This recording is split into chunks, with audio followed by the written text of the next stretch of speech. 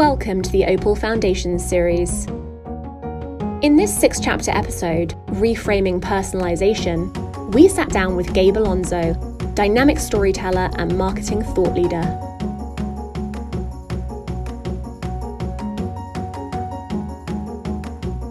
So Gabe, building on the trust that you speak of, what does trust look like? You know, how do you build that relationship with the consumer? And how do you foster that really beyond a preference center? Like, what else can you do as a brand? Yeah. I'll bring up relationships again, right? You can't just do it once and expect it for people to believe you going forward, right? Trust is about consistency. It's about listening to your consumers, responding accordingly, being an active part, right, in that relationship. And it's not super hard to figure out. Again, like, just think of what it takes to earn a person's trust, right? And like a real human relationship, it does take time, right? It's not going to happen overnight. You'll likely make a few mistakes, put your foot in your mouth a few times, or, create a piece of content that just goes nowhere, whatever that might be. But when it clicks, that's when you've got them, right? That's when it's magical. And so we did a couple things like this when I was at Nike, kind of interestingly enough, at the beginning of my time in Nike and one sort of at the end of my time at my Nike, with two similar examples, but with very different executions. So the first one was more of a social content series. And you might talk, when I talk through this, you might say, well, this is not personalization. And I will say, like, well, if it's not personalization, then it's incredibly highly relevant because it's incredibly empathetic. And so we took an insight that it takes 21 days to form a habit. Not backed by science, but that's what we were doing anyways, right? It was for the new year. So our whole thing was, don't make resolutions, like form habits. And what we did, our Instagram handle, or all of our channels, but specifically on our Instagram channel, like, it was about portraying the voice of the runner. It was about living and breathing and acting like a runner. We weren't necessarily Nike running. We were trying to communicate that lifestyle and culture. And so over 21 days, we created content that likely felt incredibly relevant and empathetic to what our runners were going through that day. The 5 a.m. wake-up call with your friend downstairs at the streetlight while you're freezing and it's still super dark outside, right? The getting in your long miles on the weekends, doing some track workouts, getting together with your friends, feeling like you're going to feeling like you just don't want to get out of bed in the mornings, understanding what recovery looks like. And those 3 weeks for us actually drove engagements. I think it was like double digits for that month. If I remember correctly. I can't give you exact numbers because it's been a while, but I do know that it was incredibly highly engaged with on the Instagram platform. And it just continued to make a big brand like Nike feel really small and relevant to anybody who passed through our channel. You could go through all of our content and just be like, oh man, that was me yesterday. And that's what people were doing. They were tagging their friends. They were saying, oh, that was us yesterday. And yeah, you could say it's community building. And again, it's not really personalization, but to me, like, we curated and personalized that content for our runners so that any runner could feel like they were a part of that story. And that ultimately then created more trust and authenticity on our behalf and kept our community engaged, right? Now, go ahead.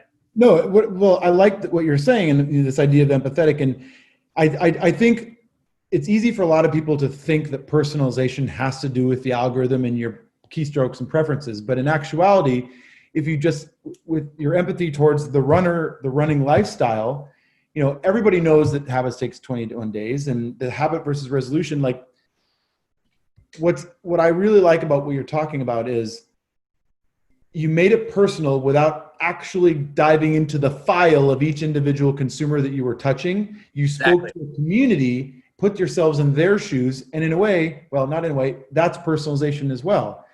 And if done right, it's really powerful, and you can speak to a broad group.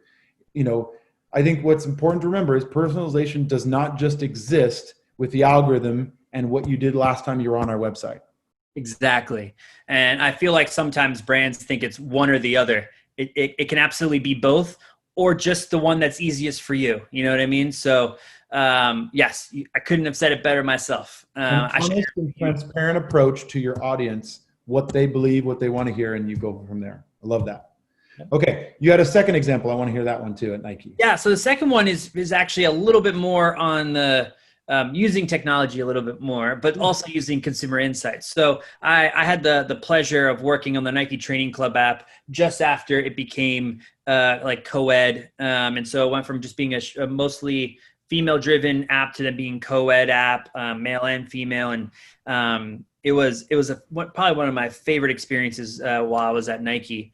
And so one of the things that group did incredibly well was we listened to the athlete, right? Everything like just started and ended with the athlete. So our adherence to their needs through search results in the app and through other kinds of insights not only drove retention and engagement for us, but it actually started the first partnership in training where we could connect a product line launch to new app content. So to take a step back, we knew that our community was searching for yoga content. They're searching for it a ton. We didn't have a lot of it. I actually don't even know if we had any.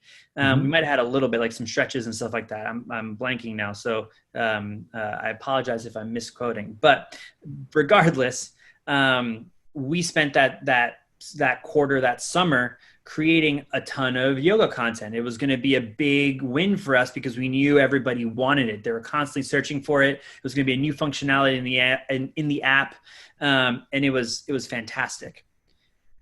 And as luck should have it, the training category that summer was also actually launching their first proper yoga line for men and women.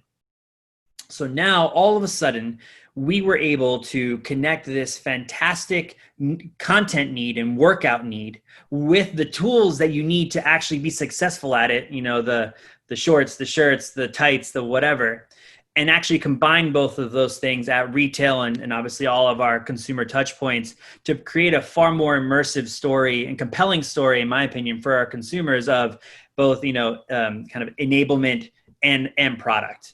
And it was incredible. I mean, we consistently then after that saw, and this is, not so much, hopefully it's about the product, but it's about the content. And we saw double-digit increases in retention and engagement.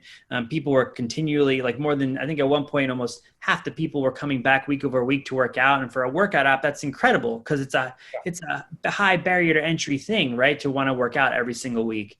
And so there was a lot of things that we did in that regard that were, again, kind of personalized because we knew the community wanted it.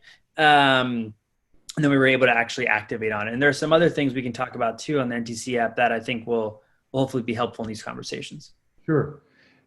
Gabe, to wrap up this topic, so if I'm hearing you correctly, you're saying that in this yoga example with Nike, the trust emerged from the fact that it wasn't just the product to sell, but it was the lifestyle. And so Nike was, again, like we talked about previously, fully in the shoes of their consumer, recognizing what they needed to be successful was not just here, buy this, but buy this and do this at the same time. So it was kind of like that full immersion experience. And you feel that Nike really gets what you're trying to do, and thus the trust is earned. Exactly. We're also delivering on a very specific need of the yoga content. They needed additional ways to work out. So by delivering on that need, that trust is also built there as well. Thank you for watching this chapter from the Opal Foundation series, Episode 2, Reframing Personalization. For more inspiring stories, please subscribe to the Opal blog.